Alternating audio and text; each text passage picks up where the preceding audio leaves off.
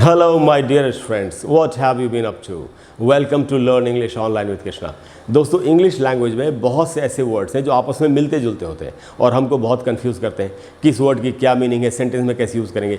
आज की क्लास में हम कुछ ऐसे ही मिलते जुलते वर्ड सीखने वाले हैं जो हमको कई बार कंफ्यूज करते हैं। ये आज का टॉपिक है दोस्तों, cloth versus clothes versus clothes. तो इनकी क्या मीनिंग है, कैसे मिलते जुलते आपस में और मीनिंग इनकी अलग अलग हो सकती है। देखिए पहला जो वर्ड है दोस्तों वो है क्लॉथ, CLOTH, क्लॉथ। अच्छा, ये आप जो देख रहे हैं ये इसके सामने इसका फोनेटिक ट्रांसक्रिप्शन लिखा हुआ है, यानी उच्चारण लिखा हुआ है। अगर आपको ये फोनेटिक सिंबल सीखने हो और अपने दम पर उच्चारण इंग्लिश का बिल्कुल करेक्ट प्रोनाउंसिएशन सीखना हो तो मेरे चैनल पर मेरी एक प्लेलिस्ट है, उसका नाम है प्रोनाउंसिएशन एंड फोनेटिक्स। उसमें जाके अगर आप वीडियो देखेंगे तो ये सिंबल्स आप बड़ी आसानी से सीख सकते हैं और अपने दम पर बड़ा अच्छा उच्चारण कर सकते हैं। तो आगे बढ़ते हैं दोस्तों टॉपिक पर। तो क्लॉथ का क्या मीनिंग है, देखिए यहाँ मीनिंग लिखा हुआ है। Cloth is material made from wool और कॉटन एटसेट्रा।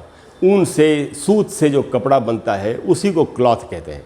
अच्छा, यहाँ पर यह भी लिखा है कि it is also called material और फैब्रिक, जिसको हम फैब्रिक भी बोल सकते हैं, मटेरियल भी बोल सकते हैं, वो है क्लॉथ। मैं आपको अलग से बता देता हूँ कि क्लॉथ का क्या मीनिंग है। देखिए क्लॉथ का मीनिंग होता है ऐसा कपड़ा जो सिला हुआ नहीं है। जैसे हम मार्केट में जाते हैं कपड़े खरीदने के लिए तो कई बार हम रेडीमेड कपड़े खरीदते हैं और कई बार हम कपड़ा लेते हैं सिलवाने के लिए। तो लट्ठे में या थान में होता है कपड़ा जो हम कटवा के लेते हैं पैंट सिलवाने के लिए, शर्ट सिलवाने के लिए। तो ये जो बिना सिला हुआ कपड़ा है इसी को कहते हैं क्लॉथ। उसके बाद है दोस्तों क्लॉथ्स, इसी वर्ड में क्लॉथ में ही एस लगा हुआ है, क्लॉथ्स। तो इसका क्या मीनिंग होगा, तो देखिए क्लॉथ्स का मीनिंग है यहाँ पर clothes are pieces of fabric. जैसे आपने जो मान लेते आपने कपड़े खरीदे कटवा के कि पैंट सिलवानी है, शर्ट सिलवानी है, तो आपने अलग अलग पीसेज कटवाए। तो अगर एक से ज़्यादा पीसेज है यानी प्लूरल है, बहुवचन है, तो क्लॉथ का प्लूरल होता है क्लॉथ्स। इसका मतलब है बहुत सारे टुकड़े, कटे हुए टुकड़े जो ऐसे कपड़ों के जो बिना सिले हुए हैं। और उसके बाद है दोस्तों क्लोथ्स, तो इसमें ई भी लगा हुआ है। उन दोनों वर्ड्स में ई नहीं था, TH के बाद इसमें ई भी लगा हुआ है और इसका उच्चारण होता है क्लोथ्स। इसका क्या मीनिंग है, इसका मीनिंग है दोस्तों क्लोथ्स आर गारमेंट्स और pieces of clothing like shirts और पैंट्स। देखिए जो सिले हुए कपड़े होते हैं, जैसे रेडीमेड पैंट्स खरीदते हैं लोग या रेडीमेड शर्ट खरीदते हैं, टी-शर्ट खरीदते हैं, तो ये सिले हुए जो कपड़े होते हैं इनको कहते हैं क्लोथ्स। अब हम इनको एग्जाम्पल्स के साथ समझेंगे। देखिए पहला जो है वो है क्लॉथ एंड क्लॉथ्स के बारे में फिर से मीनिंग लिखी है कि a cloth is a piece of fabric and clothes are just the plural form of cloth. तो क्लॉथ का ही प्लूरल होता है क्लॉथ्स। सेंटेंस में इनको कैसे यूज़ करेंगे, देखिए यहाँ पर किसी के लिए कहा जा रहा है कि his suits were made of the most expensive cloth. कोई ऐसा आदमी है जिसके पास बहुत सारे सूट हैं और जो सबसे ज़्यादा महंगा कपड़ा होता है उसके सूट है उसके पास, तो यही बात कहेगी कि his suits were made of the most expensive cloth. उसके जो सूट थे बहुत सारे वो सबसे महंगे कपड़े से बने हुए थे। दूसरा एग्जाम्पल है, कोई किसी से पूछ रहा है कि could you pass me a cloth, I have spilled some tea on the floor, कि कुछ चाय जो है वो फर्श पर गिर गई है तो तुम मुझे ये कपड़ा दे सकते हो क्या, जिससे कि उसको साफ़ कर सकूँ। Could you pass me a cloth. उसके बाद है दोस्तों इसी का एक और एग्जाम्पल कि she clean the table with clothes made from an old T shirt. होता है ना कि कपड़े पुराने हो जाते हैं तो उनको फाड़ के हम उनमें से टुकड़े निकाल लेते हैं सफाई करने के लिए। तो वही कहा जा रहा है कि उसने टेबल को क्लॉथ से, कपड़ों के बहुत सारे टुकड़े उसने बना के रखे हुए थे जो कि एक पुराने टी-शर्ट से निकाल के उसने बनाए थे, तो उन कपड़ों से उसने टेबल को साफ़ किया। और एक और एग्जाम्पल है कि हर ड्रेस, किसी की ड्रेस के लिए कहा जा रहा है कि हर dress comprised 3 different cloths, satin, cotton and heavy wool. किसी ने कोई बहुत अच्छी ड्रेस पहनी तो उसमें 3 तरह के कपड़े लगे हुए थे। सैटिन का कपड़ा लगा हुआ था, कॉटन का कपड़ा लगा हुआ था और हैवी वूल, भारी ऊनी कपड़ा लगा हुआ था, ये कहा जा रहा है। तो ये तो है दोस्तों क्लॉथ या क्लॉथ्स। उसके बाद है दोस्तों क्लोथ्स, जो कि सिले हुए कपड़े होते हैं। तो यहाँ फिर लिखा है clothes are what you wear, जो हम पहनते हैं। In other words clothes is a noun that refers to garments. जो सिले हुए कपड़े होते हैं जिनको हम ऑलरेडी जो पहनने की हालत में होते हैं उनको क्लोथ्स कहते हैं।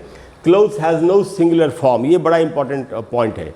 क्लोथ्स जब यूज़ करेंगे, ये जो वर्ड है क्लोथ्स, तो इसका कोई भी सिंगुलर फॉर्म नहीं होता। देखिए जब हमने सीखा था क्लॉथ, तो क्लॉथ का प्लूरल था हमारे पास। क्लॉथ जो है ये है ना क्लॉथ, इसका प्लूरल है क्लॉथ्स, इसमें एस लगा हुआ है। लेकिन ये जो वर्ड है क्लोथ्स, इसका कोई भी सिंगुलर फॉर्म नहीं होता। यानी कि जो सिले हुए कपड़े होते हैं जिनको हम क्लोथ्स कहते हैं, इनका सिंगुलर फॉर्म नहीं होता कोई। यानी इसमें से एस हटा के खाली क्लोथ बोल दें, ऐसा नहीं होगा। तो फिर सिंगुलर बोलना हो तो कैसे बोलेंगे ये भी समझते हैं अभी।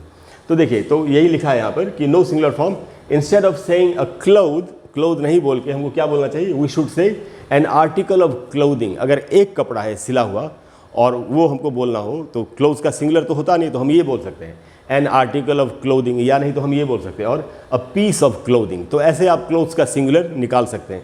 अब सेंटेंस में कैसे यूज़ करेंगे, जैसे कोई कह रहा है I need to buy some new clothes, मुझे कुछ नए कपड़े खरीदने की ज़रूरत है, या before you buy clothes at a store, कपड़े जब आपको स्टोर से खरीदने हो तो उसके पहले make sure to check them for any holes, तो भाई देख लेना कि कपड़ों में कोई छेद वगैरह तो नहीं है, सुराख तो नहीं है, ऐसे बोलते हैं हम लोग। उसके बाद है when my suitcase got lost, जब मेरा सूटकेस खो गया, I had no other clothes to wear, तो मेरे पास और कपड़े थे ही नहीं पहनने के लिए, उसने जो पहन के रखे हुए थे बस वही थे, पूरा सूटकेस ही चोरी हो गया। तो इस तरीके से क्लोथ्स का इस्तेमाल करेंगे तो क्लोथ जो है वो प्लूरल है और वो सिले हुए कपड़ों को कहते हैं। अब देखिए यहाँ पर एक और बहुत ही इंपॉर्टेंट बात लिखी है कि क्लोथ्स का एक मीनिंग हुआ सिले हुए कपड़े और प्लूरल है हमेशा, लेकिन clothes is also one form of the verb cloth. अब देखिए यहाँ पर क्या लिखा है, एक जो वर्ब होता है, एक वर्ब भी होता है क्लोथ, CLOTH, इसका मीनिंग होता है कपड़े पहनाना किसी को। तो जब हम वर्ब में SCIS लगाते हैं, जैसे रन में S लगाते हैं रन्स, स्पीक में S लगाते हैं स्पीक्स, जो वर्ब की फिफ्थ फॉर्म जो लगाते हैं जब हम सिंपल प्रेजेंट टेंस में ही शीट के साथ, वैसे तो क्लोथ जो वर्ब होता है जिसका मीनिंग होता है कपड़े पहनाना, उसमें S लगा के क्लोथ्स बन सकता है, ये भी एक फॉर्म है क्लोथ्स का, ये भी एक मीनिंग है। विच मीन्स टू ड्रेस, यानी कपड़े पहनाना किसी को, और टू प्रोवाइड विद क्लोथ्स, या किसी को कपड़े इत्यादि देना, और to cover something as if with clothing, या कपड़े से ढकना किसी चीज़ को। तो CLOTH क्लोथ एक वर्ब भी होता है जिसका मीनिंग होता है किसी को कपड़े इत्यादि पहनाना, किसी चीज़ को ढकना, किसी को कपड़े देना, और उसमें S लगेगा, जैसे हम सिंपल प्रेजेंट टेंस में ही शीट के साथ V5 वर्ब की फिफ्थ फॉर्म का इस्तेमाल करते हैं। सेंटेंस में कैसे यूज़ होगा, जैसे कहा जा रहा है the mother clothes her children, कि कोई मम्मी है अपने बच्चों को कपड़े पहनाती है, the mother clothes her children in snow suits when they go skiing, कि बच्चे जब स्कीइंग के लिए, बर्फ़ में स्कीइंग करने के लिए जाते हैं तो माँ जो है अपने बच्चों को स्नो सूट यानी बर्फ़ वाले जो सूट है वो पहनाती है। तो क्लोथ में जब S लगेगा तो ये वर्ब का भी फिफ्थ फॉर्म हो सकता है, ये इसका मीनिंग है। तो दोस्तों मुझे पूरी उम्मीद है कि आप समझ गए कि क्लॉथ्स एंड क्लोथ्स में क्या डिफरेंस होता है, इनको कैसे यूज़ करना चाहिए। अगर आपको क्लास अच्छी लगी हो तो प्लीज़ वीडियो को लाइक करें, चैनल को सब्सक्राइब करें, शेयर करें, और आपने जो अभी तक मुझे प्यार दिया है उसके लिए बहुत बहुत धन्यवाद। अगली क्लास में मिलते हैं और एक नया टॉपिक सीखेंगे। Thank you very much. I will see you in the next class. Bye bye.